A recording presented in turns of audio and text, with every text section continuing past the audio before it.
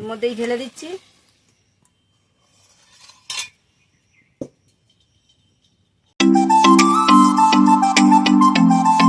নমস্কার বন্ধুরা, মৌমির চ্যানেলে তোমাদের সবাইকে স্বাগত। চলে এসেছি আর একটা নতুন ভিডিও নিয়ে, নতুন রেসিপি নিয়ে।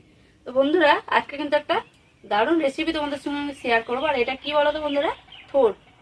এটা হচ্ছে ডেমড়ে কলা গাছের থোড় আর চিংড়ি মাছ, আর তার সঙ্গে চিংড়ি মাছ, আর তার সঙ্গে পড়বে কুমড়ো। এটা দারুণ একটা চচ্চড়ি রেসিপি তোমাদের সঙ্গে শেয়ার করবো আজকে।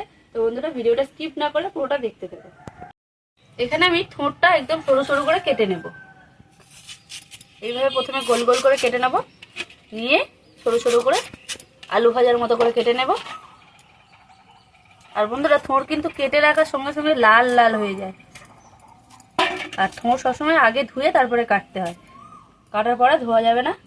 মোমো ওদিকে থোড় কেটে নিচ্ছে, আমি এদিকে চিংড়ি মাছ কেটে নেব।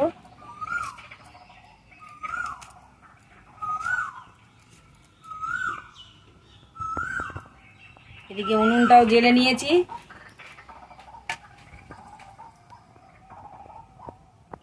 থোড়গুলো সব এইভাবে সরু সরু করে কেটে নেব।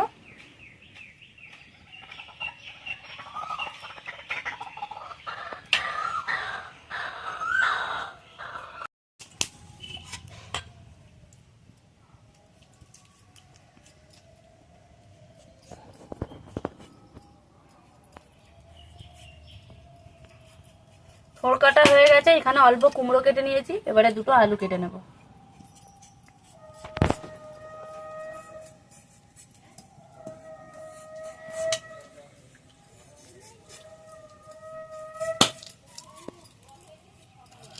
এদিকে চিংড়ি মাছ কাটা চলছে।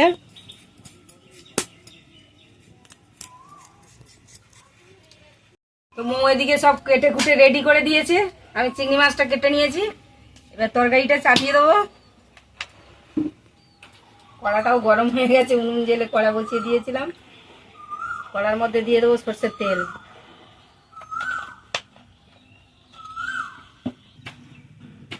তেলটা ভালোভাবে গরম হয়ে গেছে, আগে চিংড়ি মাছগুলো ভেজে নেবো। চিংড়ি মাছগুলো দিয়ে দেবো, একটু নুন আর হলুদ দিয়ে দেবো।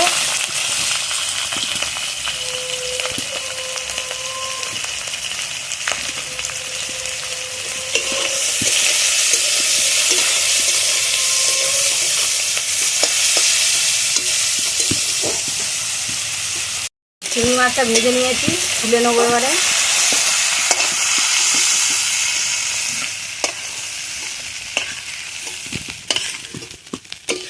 চিংড়ি মাছটা ভেজে তুলে নিয়েছি। ওই তেলের মধ্যেই অল্প তেল দিয়ে দিয়েছি। এখানে চেরা কাঁচা লঙ্কা আর পেঁয়াজ।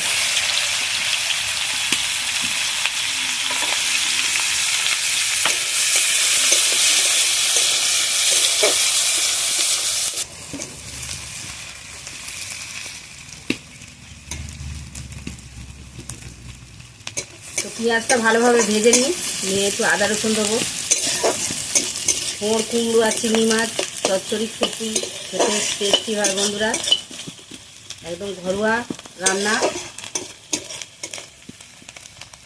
আমাদের গ্রামাঞ্চলে বাড়ি, আমরা সবসময় থোড়, কচু এগুলোই বেশি খাই।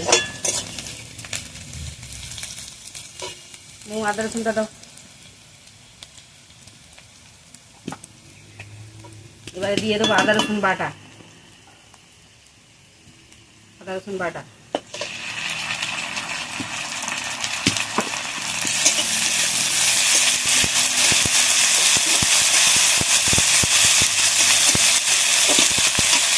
ওর মধ্যেই দিয়ে দেবো আলুটাও একটু ভাজা ভাজা করে নেবো।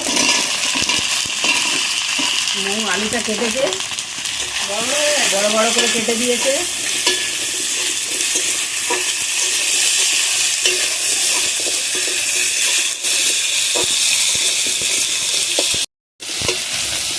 তো আলুটা ভালোভাবে ভেজে নিয়েছি লাল লাল করে। এবার আমি দিয়ে দেবো কেটে রাখা কুমড়ো, আর এদিকে আছে থোড়। থোড়গুলো দাদা কাটতে কিন্তু লাল লাল হয়ে যাবে। হ্যাঁ, থোড়টাও দিয়ে দেবো।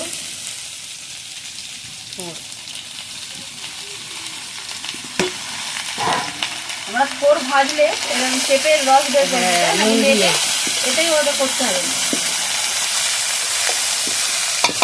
এবার ভালোভাবে কষিয়ে নেবো, একটু পরে দেবো মশলাটা, দিয়ে দেবো নুন,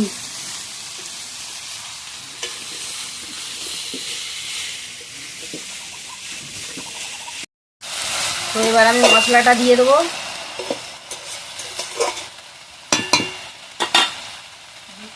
নুনটা আগেই দিয়ে দিয়েছি, হ্যাঁ বৃষ্টি আসবে। আর কারেন্ট নেই বন্ধুরা, হয়তো অন্ধকার মতো হচ্ছে ক্যামেরাটা। হলুদ গুঁড়ো আর কাঁচা লঙ্কা দিয়েছি, লঙ্কা গুঁড়ো একদম সামান্য একটুকুনি দেবো, যা কাঁচা লঙ্কা দিয়েছি মোটামুটি ঝাল হবে, লঙ্কা গুঁড়ো একদম অল্প অল্প, একটু জিরে গুঁড়ো আর একটু ধনে গুঁড়ো, সব রকম মশলা দিয়ে দিয়েছি, ভালোভাবে কষিয়ে নেবো।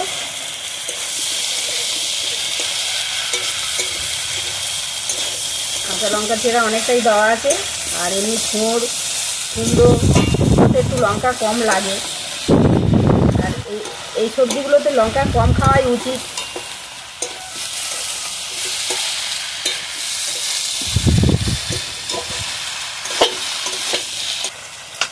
তো অল্প করে জল দিয়ে দিয়েছি কষার মতো, এবার আমি একটু ঢাকা দিয়ে নেবো। থোড় তো একটু শক্ত হবে, একটু নরম করে রান্না করতে হবে, ওই জন্য অল্প জল দিয়েছি, দিয়ে এবার ঢাকা দিয়ে দেবো, দিয়ে আবার এটা কষিয়ে নিয়ে আবার একটু জল দেবো। তো ঢাকাটা খুলে দেখি,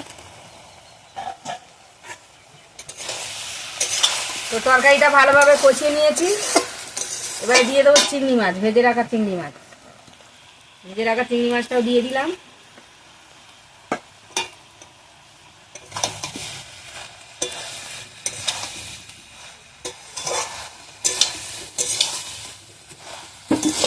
এবার অল্প করে জল দিয়ে দেবো,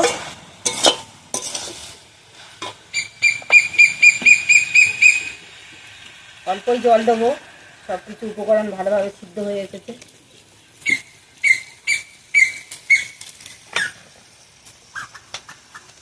কারেন্টটা চলে এলো, এতক্ষণ ছিল না,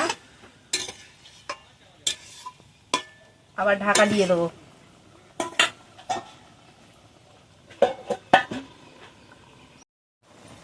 দু তরকারি ঢাকাটা খুলে দেখি কেমন হয়েছে, এখন তরকারিটা হয়ে এসেছে, এবার আমি একটু চিনি দিয়ে দেবো। চিনি নিয়ে নিয়েছি, থোড় আছে, কুমড়ো আছে, একটু চিনি না দিলে তরকারির টেস্ট হবে না।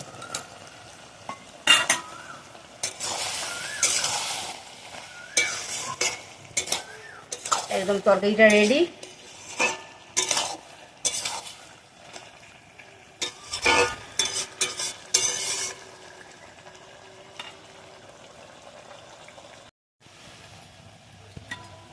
তো তরকারিটা পুরো রেডি হয়ে গেছে, এবার আমি ঢেলে নেব।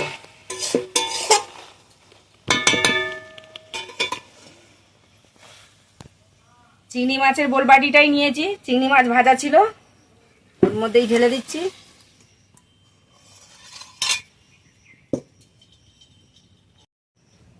তো বন্ধুরা, তরকারি তো আমাদের রেডি হয়ে গেছে, থোড় কুমড়ো আর চিংড়ি মাছের চচ্চড়ি। আর থোড় এইভাবে একবার হলেও রেসিপি বানিয়ে দেখো বন্ধুরা, অবশ্যই ভালো লাগবে কুমড়ো দিয়ে।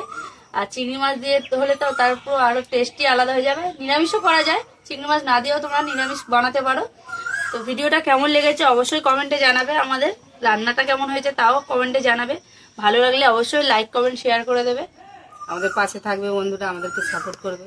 আর তোমরাও বাড়িতে এরকম থোড় চিংড়ি মাছ আর কুমড়ো একবার বানিয়ে খাবে। ভিডিও আমরা এখানেই শেষ করলাম, নমস্কার।